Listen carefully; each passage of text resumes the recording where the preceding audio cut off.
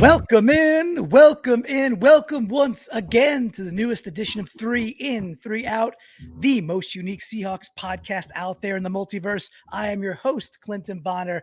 Please come out and find me on Twitter at Clinton Bond. Give a follow, give a tweet, come say hello. Would love to see you out there. I am joined by the one, the only, the great Brandon Schultz. Find him out on Twitter at SeahawkersPod.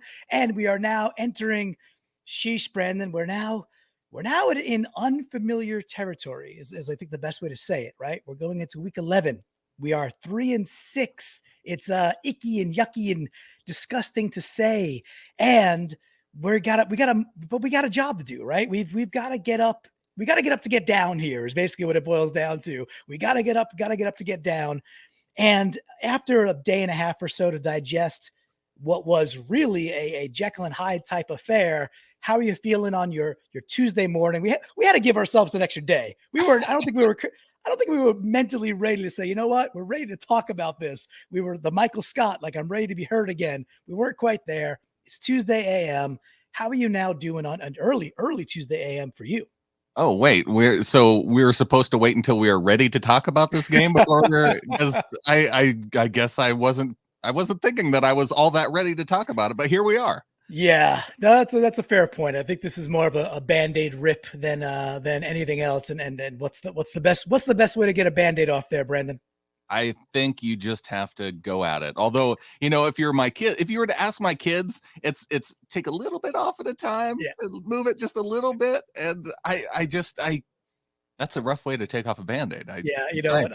I'm guilty as charged though too. Like same thing, like jumping in a pool, people just cannonball in there and I'm just tippy-toeing in. I'm like taking a Band-Aid off. I'm peeling it off. I'm like getting a little soapiness on it. Like I'm pretty much what I'm trying to say, Brandon, is I'm a big wuss is what it boils down to. But and whole that's thing, why we're recording one day later than normal. Basically all that. All right, but we do have a job to do. It is 3 in, 3 out, so we're gonna move through the sober yin, the raging yang. I'm kind of tired of saying, believe me, there's good things to talk about. However, that's the format of the show. There are good things to talk about. There are some macro things, some nooks and crannies. We'll get into all of it already. I guess before we do start, any major wave things you wanna air the airing of grievances about the game or how you're feeling before we do dive into the natural threes, the ins and the outs. Yeah, I'm glad that you didn't now because we didn't discuss this beforehand. I'm glad you didn't go to that idea of the Seahawks get shut out, so we go with 6 outs. That to me, I wouldn't have been able to make it, and I'm just glad we have that understanding that we're not doing that. Yeah. And I did see that came up on Twitter. It came up in the Discord. People were like, wait a second, is this, you made the rule during the preseason that if we get a shutout win, it's all ins. Does that mean we're into all out territory? So the good people of Earth here and the Seahawks fans across the multiverse, the answer is no. We will never do that. I just won't do it. I just won't do it. And Brandon, I don't think you want to do it either. I can't operate that way. I have to get through some good to get to the bad. Yep, you got to get up to get down. Like we said, it's definitely a not Skilo, it's a Coolio episode here. So I do wish I was a little bit taller. I wish we were ballers the whole thing already. Now it's a Skilo episode too. Yeah, it's a jamboree. It's a cornucopia of amazing 90s hip hop artists. So with that, let's hit the darn whammy. Let's get to that first out because we got a job to do. All right. Well, we are starting with an out, and for the 6th time out of 9 games, that's ugly. We're starting with an out. I do want to start. This is the rump shaker out. Yeah. Very nice. Very, very nice. That's fantastic. Well placed. I'm excited to see what the next 2 are because that'll at least make the outs a little bit more palpable. All right. So I'm going to hit you with a little numerology there, Brandon. Question for you. If I say the number 10, does anything come to mind for you? 10. Oh gosh. Tommy Boy. I like that. Sure. I'll give you an and. Where I want to go with this is Alex Collins had 10 attempts rushing the ball. 10. He did. So I want to look at a couple of things and ask you a couple. It's not a perfect 10. Not a pretty, not yeah, not the Bo Derek perfect 10, No. exactly. Emerging from the water. She was like in her late 30s in that movie, by the way, which is just mind Wait, in boggling. Tommy Boy or Yeah, we're in 10. in Tommy Boy, she's Okay. like she's still in her, but still, it's like looking back. When I was a younger man, I was like, oh, there's some beautiful lady, Bo Derek, thinking she's in her 40s, maybe 50s. You know what? If you were to ask me, I would have said 50. Right. I think she's like 38 then. It's just people age differently nowadays. They got the TB12, the whole thing already, right? So it's all good. It's all good. With that, what's not all good is I have a couple more questions for you as we get into this. Did you happen to see how the Patriots offense with a rookie quarterback operated against the Browns on Sunday? Gosh, you're throwing these questions at me, and I'm trying to think of 90s hip hop references to add to the other apps now. All right. Well, I'll seed this one with they ran the darn ball at will with Ramondre Stevenson. Not even Harris, who was out with a concussion. Stevenson's a very nice back, and the whole thing already. So Mac Jones was able to do whatever he wanted to because they ran the ball with great efficacy. Comparing Russell Wilson to a rookie quarterback. Well, this is I have another one here, but this is my point. My point is, second, I'm sure you watched some of the Niners game last night. Did you watch that? Yeah. Okay. How did the Niners, operate versus, the superstar studded can't beat Rams team? How'd they move the ball? Yeah. The 49ers are all about running the ball. That's Shanahan's MO. And how'd they look? How did Jimmy G look when they had success running the ball? Makes it a lot easier for him to complete passes. Yeah. But again, you can't compare Russell Wilson to Jimmy G. Well, that's the thing, right? That's the entire premise of this out is you're exactly right. Now, I know he's injured, and we could talk about that a little bit, meaning Russ is still injured. It's quite evident. That's okay. Running the ball 10 times with Alex Collins, when that was some of the most effective things we've done. I don't want to say all the most effective, but some of the most effective, does not compute. And then specifically, because we like to dive into a little bit more things with a bit more granularity on 3 and 3 out, it was the drive that ends in Russ's first pick, where it actually became a great balanced drive, and Collins is getting his touches and motoring for either first downs or getting it to 3rd and 2, and they're just probably the best drive of the game, right? So it's 3-0 at that time. We get down to the 12-yard line, and it's pass, pass, pass with the interception on that third pass, a bad throw. Russ did not play a good game. Just call it what it is. However, what are we doing not giving an injured QB who clearly can't go deep like he usually wants to? I think it also affected his velocity on those balls. What are we doing not helping him? What are we doing running Alex Collins only 10 times in that game? That to me is just glaring. And it was as glaring as it could be on that drive where we got to the 12-yard line and decided to stop doing what was working. So no, I think there's something to be said about not running the ball enough. I don't know if I put Russell Wilson as a factor that much in it, because when you say velocity, I saw a really nice velocity on a throw, kind of a short throw to DK Metcalf that was kind of that inside slant that he just throws it a little bit behind him. Yep. And I know we want to say that, if Russ were healthy, he would have made all these throws, but I've seen him miss throws with, a healthy Russell Wilson, and he didn't miss that many throws. He was a little bit short on a deep ball, which I've seen that in an uninjured Wilson. I saw an overthrow of Tyler Lockett on the sideline. I've seen that with an uninjured Wilson. So I can't put necessarily in any of these throws, the bad ones, on Russ being injured. It's a convenient excuse. And I think that even with the other ones, to me, were decision-making ones. And yeah, you can say, okay, well, that's rust coming off of being out for a few games. Well, if that's the case, one more game isn't going to help any kind of rust from coming back from injury. So the dude's got to come back sometime, and I'm just fine with him being back in this one. It still doesn't forgive the idea that going into this game, the defenses that Packers were showing you, they were favorable to run the ball more, and they didn't do it. Yeah, and I think that to me is the overarching thing is I disagree a little bit with Russ. Once he got beyond 20, 25 yards, it was a matter of accuracy short, accuracy deep, and then I think velocity deep on some of those longer outs and sideline stuff, which were just bizarre that was the majority of what we were doing. Anyway, it's okay. Yes, that was bizarre.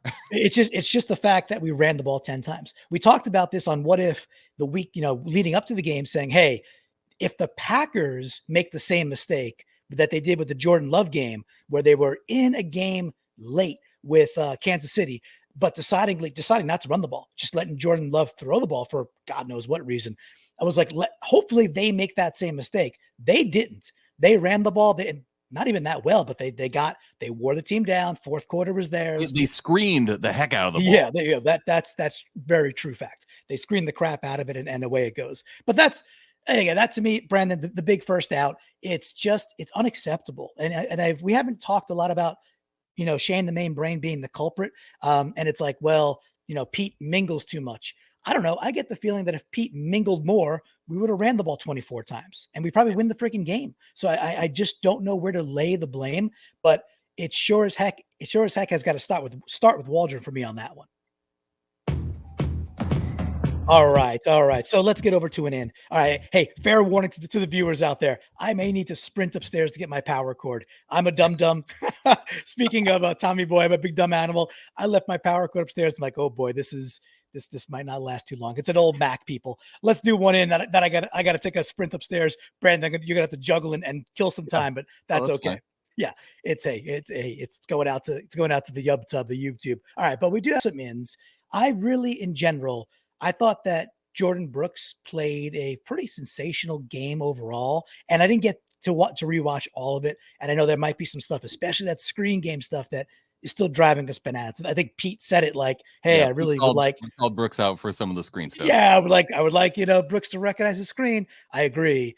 On the inside of the column, though, Q1, it's a 0-0 game, 6:30 to go, and we get that big first 3rd and 1 tackle for a loss from Brooks, which leads to a Packers punt. And this was also, I think, it was after the series where we got a first down, but then we didn't have a first down, and they didn't measure the first down. We punted away from an area on 4th and inches. That was weird. More than weird, crazy frustrating. For as many all the borderline first down calls that the Packers had, which was several, measure. They just moved the chains. Didn't even decide to measure. So very bizarre. I actually want to save that for a second later because there were some other things there. However, to this positive side, Brooks looked like late season last year Brooks, which was fast, decisive, tackling machine.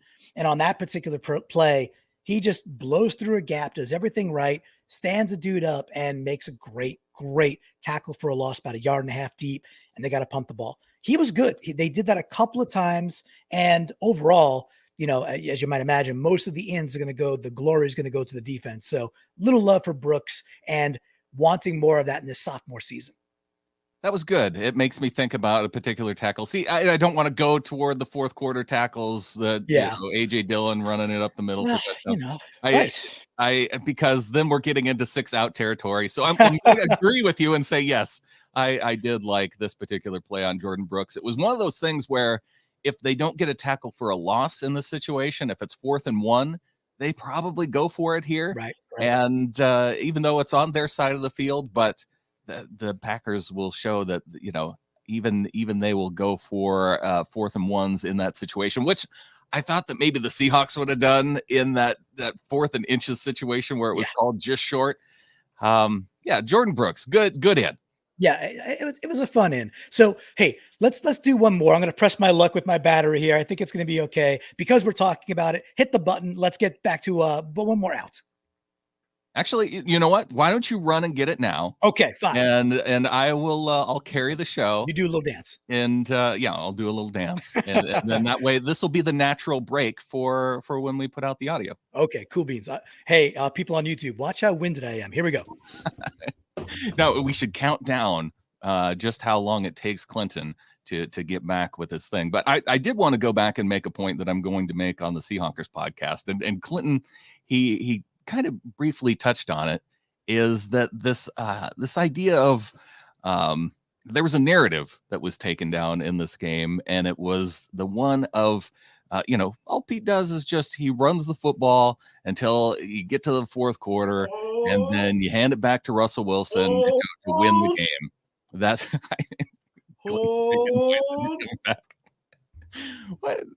what is this all about? But I'm trying to make a point. Stop with the noises. I'm back. You are back. I was just starting to make a point, and then I'm hearing all this. Oh, sorry, folks. The ghost and the machine. Yeah, sorry, folks. Well, if you want to continue your point, I won't Braveheart you at this point. It's a point that I was teasing for the Seahawkers podcast. So I'll leave it now. They kind of know the basics. You're back. Let's hit the button already. Hit the button. Phew. All right. I needed that button break there. We're back on the outside of the ledger. We've been talking about it. We foreshadowed it already enough so we could jump right into it. We all, the refs' decisions were just mind-boggling. Just didn't make any sense. The out's not for the refs because whatever, anybody can go complain about the refs. They were horrible. And then we compound things, right? That we were talking about that. Russ scrambles in the first quarter, right? He clearly gets that first down. It's not that close. Like he's got a half a yard. They say it's a first down. They take it back. They go, they reverse it. They don't measure. It's 4th and inches. And then we don't challenge or ask for a measure and we punt the ball away. And it's just a combination for me, Brandon, that's okay, I don't get what the refs saw, nor did. I don't get it. But how do we not challenge? How do we not say, wait a second, I think you got that one wrong? And then if we're not going to challenge, how do we just not flat out go for it? How do we just not say, you know what, Russ, if it's not you, let's do that. We had that neat little direct snap later. That was a cool little play where Russ walks down the line. I think that was a direct snap to Homer. He blasts through. There was things we could do. So combination of not allowing it to happen and not asking for a measure if you can, not throwing the red flag flip phone, and then not going for it. It was cowardly. We gave away. It's the first freaking drive. We got to go score points in the road. It was frustrating. Yeah, this is the can't trust it out. Yes. And yes. The one point I agree with Pete not challenging it because it seemed as if we're seeing the impact of the sky judge, non-sky judge, the officiating calls coming in from New York and saying, do this, because that's the only way I think that happens in that situation is they get the call from New York saying that he was short and to put the ball back and that it's 4th down. I don't know how they make that call, but if that is how the call came in, then you can't challenge that because the decision's essentially already been made. And as we know from any kind of officiating, if you question it on borderline calls, they're going with the call on the field. We saw that again with the interception in the end zone where the ball was dropped as the guy's going to the ground. And so that's just how it's going to be. And maybe this is how it's going to be out. It was. I understand that. I did hear about that from Pete's presser when he was asked about it. It's basically if something like that's happening, then it's coming in from the eye in the sky in New York, and then you're best not to challenge it because it doesn't stop you from not going for it though. Correct. Then just saying, you know what, we can go get 3 inches here. We can go get 4. It's a very gettable thing, and it's just that it's the first drive. It's the mentality. Where are we at? Where are we at as a team now going into next week? So I think the counter to that would be they didn't have any under center plays in this game. And for the reason that you didn't want to pound away on Russell Wilson's finger with the snap. And really in that situation of the quarterback sneak would be the way to go in that. Well, and I suppose you just run the homer play a little bit sooner, the direct snap. Right. Yeah. Yeah. It was done something. They ran it later, and it worked. And I get the under center part, and that was frustrating because that took away, I think, a good chunks of what we could do there as well. So we need to mosey today. So, but to me, that's another glaring out. We can all agree the refs were absolute trash. We're not going to get into some of those other plays, but some of those other plays were just as egregious and left you head scratching with I thought when you fall on top of a ball, that's your recovery. Things like that, normal football rules that seem to not be applied for some reason Sunday. Yeah, still frustrated. Clearly not ready on a Tuesday morning to talk about this. It didn't even have power to my computer here. All right, we are back on the inside of the ledger. So there was some more okay stuff to go look at. This one, the macro is the love for Jamal Adams, right? Like he played, I think, his best game of the year. I think that was he's also strung together a couple of nice weeks in a row. Now people are loving the interception because it's kind of funny, right? Like he gets the INT, big spot. He was superb in his blitzes. I think he only had 3 blitzes all day, but each time causing havoc with his blitzes. However, it was a different play that I love the most. This was ball at the Green Bay 8 after a very good punt. And it's still quarter one. There's about 2:35 to go. And there's a play that's a little run to the left-hand side. I think it's Jones. I don't think it was Dillon. And Adams shoots in from his safety position, and he stands up a blocker. I'm not sure if it was the left guard or left tackle. I did not have time to go back and rewatch this particular play, but he stands up a dude, might even be the tight end, and he blows the guy back a good 1.5 yards, 2 yards into, which I think was Jones. Like he blows the play up by moving a much bigger dude back into Jones's lap. And then, Jones gets all staggered, can't go, and he's tackled by somebody else. And you see Adams knew what he did. Adams comes over like fist pumping. He knows he made the play. What a beautiful play. Just circle that one, go rewatch like how a safety is supposed to go do what a safety's got to go do to like understand that this guy is his blocker. He could try to go around him, but he's like, no, I'm going to go through him. And he did. He won that one-on-one battle. Beautiful play, and sets up, I think, a little bit later, I think the Packers end up punting from pretty deep in their territory. So want to give the love to Adams. He showed out, played a really, really good game, and that was a super cool play. Yeah, I like we're to the point to where when Jamal Adams has a good game, it's in-worthy. Sure. I mean, it's like, I hear you, but when I say quickly, yes, but that's also why it wasn't like, even without the interception, this play was already on the ledger. The play was the thing, if you will. Right. Yeah. So he deserves to be called out for this play because yes, it's one of those ones where it's exceptional, even for his position and his, the amount of money that he's making. And because, we would call out Bobby Wagner if he did something spectacular that you don't see kind of out of the usual course of amazing Bobby Wagner plays, right? Exactly it. And didn't hurt that, Adams has been ragged on for quite a bit, right? And he, he does have that major contract, and he took the football to the face, right? So a couple of weeks ago versus Roethlisberger, that could have iced the game. So yes, those things are in the psyche, and they create a bias, if you will, on one side to say, hey, I want to give it to him. And the play stood alone. Like the cheese stands alone.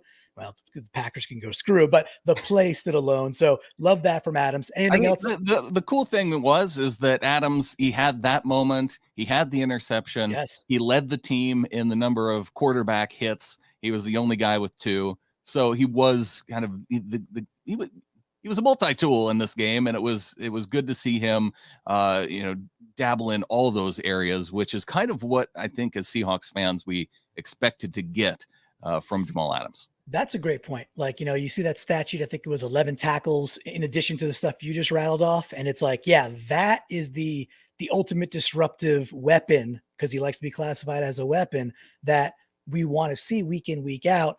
And, we're not talking that much overall about the defensive effort, but just quickly on that, the defense was freaking awesome. The defense was really, really good. And I don't, late fourth quarter touchdowns when you have AJ Dillon smashing it in from the 2 and the 3 yard line. Listen, do I want Bobby Wagner to make that tackle? Yes, I do. But they're freaking gassed, man. Like they've been out there the entire game, like 2/3 of the game, time possessions for the Packers. So it's just, what do you expect? It can only sustain so long. And if you can't put points on the board and help out your defense, well, this is the result that we got. All right, Brandon, we're back on this last out. So before we get to the out, what amazing 90s. What do you want to put it towards for the 90s hip hop? Well, will you put me on the spot here? What I have to do all three? Correct. Well, give me a minute to get into your out, and then I'll tell you what it's going to be. Fair enough. Fair. I like that. Thank you. You know what? You served it right back. You said, no, this point's not over yet. Here you go. I'll volley it back to you. All right. This was called out quite a bit from the flock section. I think you had called this out. I think it might maybe Phil Light had called it out as well. Mr. Phil, the protector from Seahawks What If. We'll be recording on, I think, Thursday this week to prepare for the Arizona Cardinals game, which I hope everybody listens to because those are a ton of fun. The big thing here was we did get the Packers to punt several times from like within their 20, sometimes within their 15, 10-yard line. And I've been calling for it. I think you've agreed that we have some more dynamic players out there that could return kicks and could return punts. And watching Freddie Swain fair catch things at the 49-yard line with nobody about maybe dead straight ahead of him, maybe a good 15 yards, and then flanked to each side. Maybe he's got about 8 yards, 10 yard separation of Packers, and he fair catches the ball when we're having problems moving the football with a quarterback who is clearly not at his best that day. It's inexcusable. It is not okay. And it cannot be, oh, well, it's not okay. It's not okay. Oh. Why is Adele coming in? I don't know. Is that Adele Beckham Jr.? What is that? Adele Beckham Jr. That's it. I like it. So I don't know who else you wanted to go with your 90s hip hop there, but you did play Adele. So if you have another one, it was not going to be Adele. Yeah. Gotcha. Oh man. So okay. We'll get. You got it queued. It's no, I don't. I had no intention of playing a song here. That is. Oh wow. Okay, I thought you were going to rip one. Yeah, well, that's even more random. Okay, so that's the out though, Brandon. I can't say it's okay. I can't. Who was it a couple of years ago for the Seahawks that only fair caught the ball? Was it Brian? Yeah, it was Brian Walters. Yeah. So I think the Freddie Swain punt return here. I think this has to be the BIG hypnotize out because he must have Pete Carroll hypnotized into thinking that he is somehow going to break one of these punts one day. It's either that or they're okay with him playing super conservative. Brian Walters just catch the ball, which doesn't make any sense because we know what Brian Walters' like athleticism level was, right? I think that was the year they actually tried. That might have been the same year where they tried Earl Thomas for week 1, and he never met it. He didn't know that you could fair catch a ball. So they're like, all right, let's never do that again, which was the right decision. But Freddie Swain is a okay wide receiver. He's shown his ability to turn corners on jet sweeps. He's got to do better. So I just wonder if it's like, hey, secure the ball. That's what you got to do, and don't take any chances. Or if it's Freddie just not being nearly as aggressive as he's got to be in this situation. We're comfortable back there. There's been too many times where he doesn't catch it cleanly. Yep. And so I think there's got to be so much focus that's going into the idea of catching it cleanly, where that should be secondary. You shouldn't have to think about how to catch the football. Like that should just be what you do. And so then you're thinking about, am I going to return it? Which direction am I going to return it? Am I going to fair catch this? There's a lot of stuff that goes into that moment as you're trying to process everything. And it feels like the most pressing thing for him is the concentration aspect of catching the ball. I think that's good analysis, and it's frustrating. It's very evident when you put somebody back there who's not comfortable at all, right? I mean, listen, catching punts is hard. I've tried it. I played quote unquote high school football. I played on a team. It's hard. Catching punts is hard. However, we're at this level of elite athletics. You're right. Like it should be just the can of corn on the routine stuff where it's like, yeah, I got your confidence level has to be so high that you're cool with, you're not thinking about making a mistake because catching the part on a routine punt is not that difficult for these elite athletes. That's what they do. And they've got to be in that that offensive mode right away. And we're not seeing it. We're not seeing it. So I will go back to the idea that we have more weapons on this team who have done these things at high levels, like Trey Brown, for instance, who we're not seeing get a chance. It's hurting us. And I don't know how much longer we allow this to happen, especially in a game where we know it's going to be close. We know you can tell it's going to be like a slog fest. Every friggin' yard matters, and we didn't take advantage of it. It was super disappointing. I'm just disappointed that I was not able to work in regulate into one of these outs. Well, we can do some more outs later. It's okay. There's plenty to talk about. I think the entire From the Flock might be a little, little regulate. We need to regulate there. Yeah, Nate Dogg and Warren G. No doubt about it. There's a posse in there, and there's a theme about the negativity this week. So it's a little harsh, but hey, when you're 3-6, these things happen. All right, we got one more in. We got one more in, and I'm gonna forewarn the entire world here and say it's an in. I will celebrate the in, and don't be surprised if this goes to negative town because of the type of thing we're talking about. I'm going to be talking about the Will Dissly tight end drag route that went for big yards. Okay. Everett had his touches. The Will Dissly play nicely drawn up. You mentioned earlier the Metcalf slant, not the most accurate pass, however, catchable and still should be caught. Beyond the tight end stuff, if your name wasn't Everett or Dissly, there was nothing besides that one pass to Metcalf that I could remember. There was nothing short over the middle. There was the sideline deep stuff or deep middle trying to get between two safeties, which was tough, or between a cornerback and a safety on the Lockett interception in the end zone later in the game. It's the Dissly drag play was really, really nicely drawn up and obviously created space. Beautifully done, beautifully executed. I will put the caveat of the sidecar on there and say, where the heck was more of that, knowing the situation that Russ clearly was in? So I guess in great design play, love seeing Uncle Will get into the flat and turn it upfield. Out for the idea that why not more of that? Where was that throughout the game? Because we clearly had to do something more than what we were doing, which looked like 2020 second half Seahawks. Let's just run it to the sidelines and throw the ball deep. And Russ was 20 of 40 as a result, and not good enough. Yeah, the end to me here is the idea of hitting any kind of receiver in stride with the football short. Because when you saw that in this game, a lot of the successful passing plays, it was hitting guys while they were moving on short passes. And like you said, why you didn't do more of that? Those were the successful plays when Russell Wilson was throwing the ball in this game. Yeah.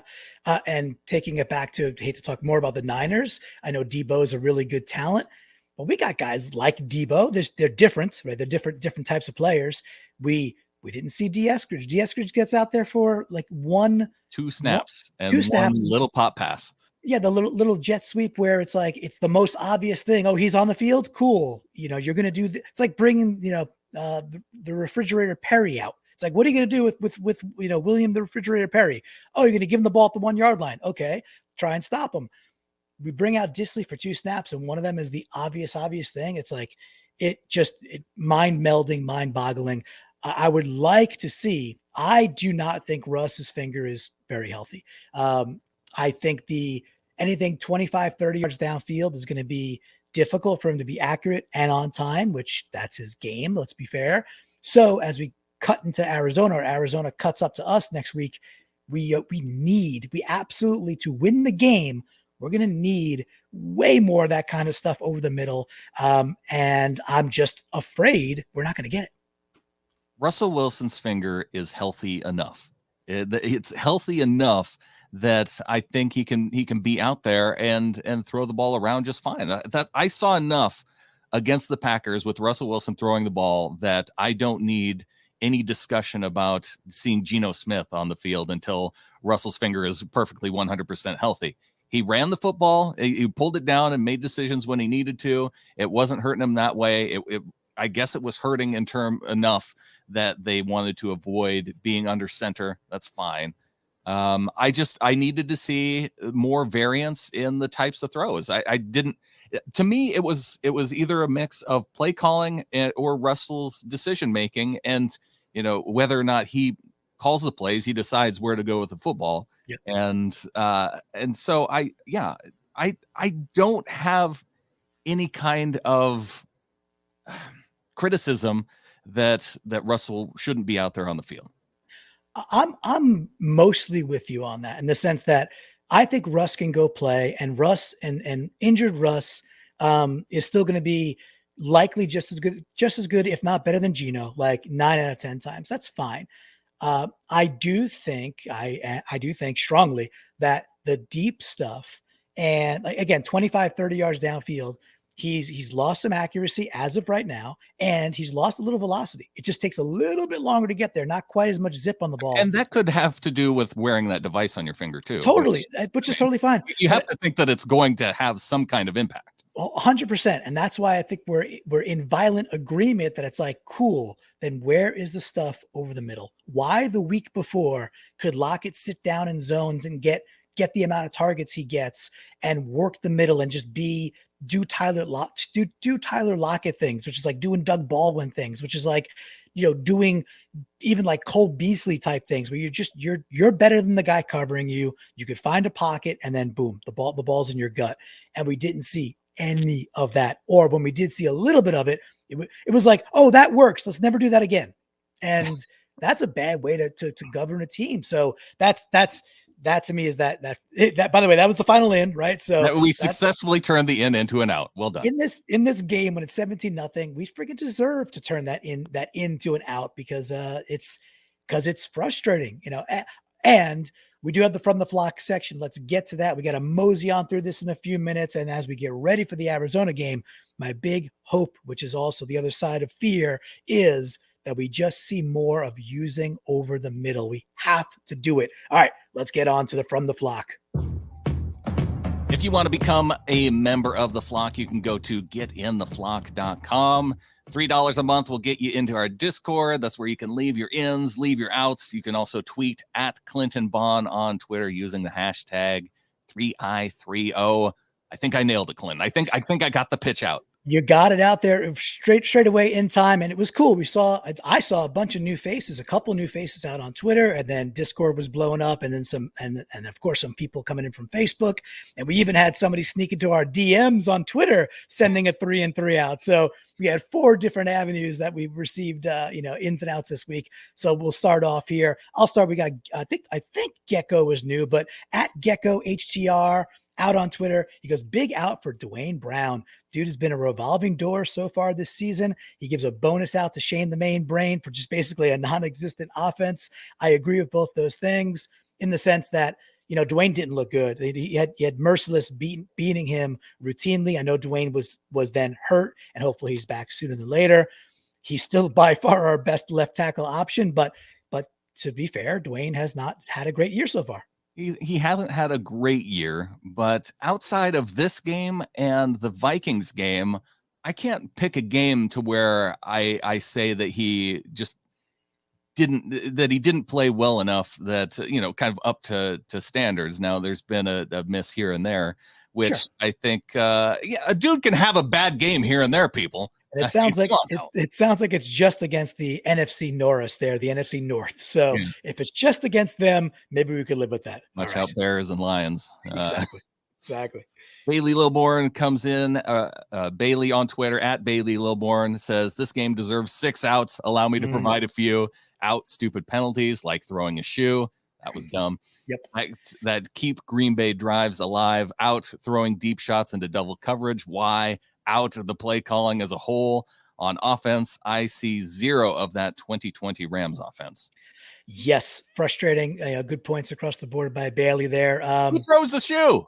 Honestly, who throws the shoe, right? Which was just, we very, very frustrating. You obviously gives them a first down, and just, enough. We had enough hard time with the refs giving away yardage and taking away yardage from us, that we certainly didn't need that from Dunlap. It was bizarre, but we'll roll on. Chris Farnsworth out on Twitter at Chris Farn War 14 in. Jamal Adams has played his ASS off today. We covered that. I agree. Adams was everywhere. Ryan B at 14_Ryan B says out Freddie Swain calling for 2 fair catches with lots of room in a game where 4 yards feels like 40. Come on, man. Yep. And Aaron Ashby, Ash Beetle 7 had the same exact vibes. Swain has to go. He can't just fair catch every punt and keep his role there. So we talked about that. That was an out, but it wanted to throw that in there because I got to agree. I mean, everybody's agreeing with Chris as he comes in once again, saying, giving an out to the trash referees. Oof, yeah, just bad across the board. Bad. There was like levels of egregiousness where you could be like, all right, I could see that this way or see that way. I actually thought the Kevin King interception. Man to man, I think that's an interception. All the way over to how in the world do you call Damian Lewis for holding when he just got trucked by a guy? When he got trucked, yeah. Okay. If I'm going to concede one penalty, not penalty, but one call, it would be I will give the Packers simultaneous possession with Aaron Rodgers' hands on the football at the same time as Darrell Taylor. I'll look, if simultaneous possession is a thing, then the Packers have to give up the correctly called Hail Mary. They can have the Aaron Rodgers fumble there. I suppose that's fair. To be fair, the broadcast, them trying to turn knots or you do mental knots of trying to call it the Fail Mary, but also trying to make sense of that call standing of Darrell Taylor was kind of fun.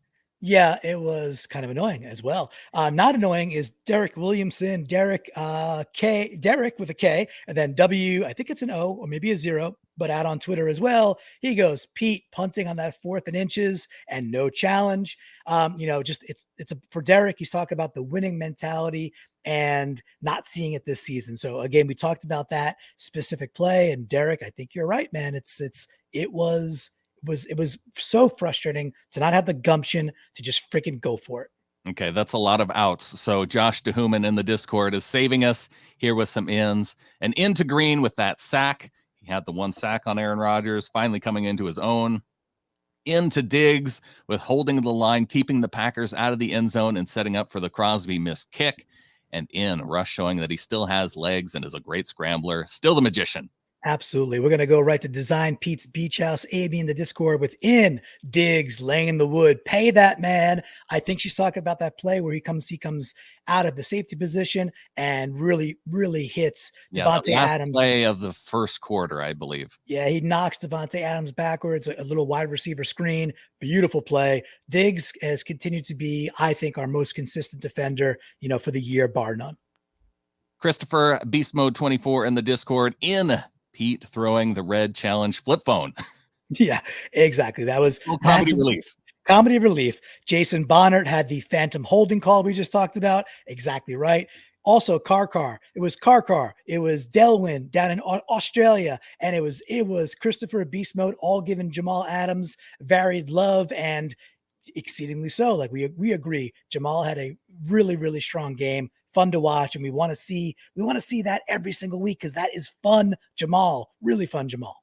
Okay, so Jamal Adams apparently is turning on an ire guyer, and Beast Mode 24 in Discord says, Clinton, that you know what this means. I must ask you. Yeah, he tweeted about this the other day when I was talking about Diggs kind of being I think it's like the equivalent of like a bad man or something like that.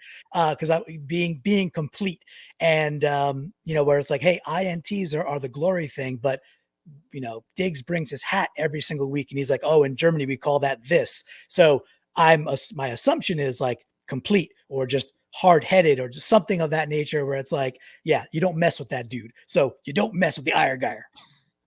Josh DeHuman in Rasheem Green applying the pressure to help Jamal Adams get the INT. Very nice to call out Rasheem because old eyebrows over there. He also had the symbiotic sack early in the game where he got the only sack, and that was a nice rush on Rodgers. So great job. Delwyn hits us up with who throws a shoe. Honestly, once again, and then we go to Jason Bonner. Jason is defending DK, or at least I would say maybe not defending DK. Wrong term. More likely just empathizing with DK, being like, hey, I'm in the minority here. but he doesn't have a problem with the way that DK is pissed off after a loss. I got to say, I'm with Jason. I think, Brandon, I think you are as well. Because I think I saw your saved it comment for the end this time. It had no impact on the game of him, getting and mixing it up with the Packers here. He saved it to the end. Yep, absolutely. And talking of the end, sorry, folks, I've got to cut this short this week because I got some family obligations I got to take care of, and we've reached the hour. There was others we wanted to get to. I promise we'll do better. We'll do better next week to get through to all of them. Brandon, as Arizona heads up our way in the Pacific Northwest, what are you looking forward to? And how do we win? How do we just go get a W versus what is seemingly a better Arizona team right now?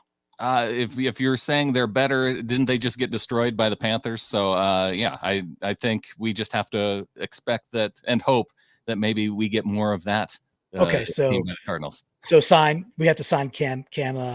Gotta sign Cam Newton. Gotta sign Cam. Okay. Yeah, we already got the college coach, so that's fine. Let's see the defense is playing at a high level, so I do like that the level that we're seeing of play that we're seeing from the defense. Keep that up. All right, we could do those things. We got to go get one of these W's before we hit this somewhat soft patch. Hey, never been a better time than right now. So let's start next week with a W versus these stupid Redbirds. And with that, there's only one thing left to say. Go Hawks. Go Hawks.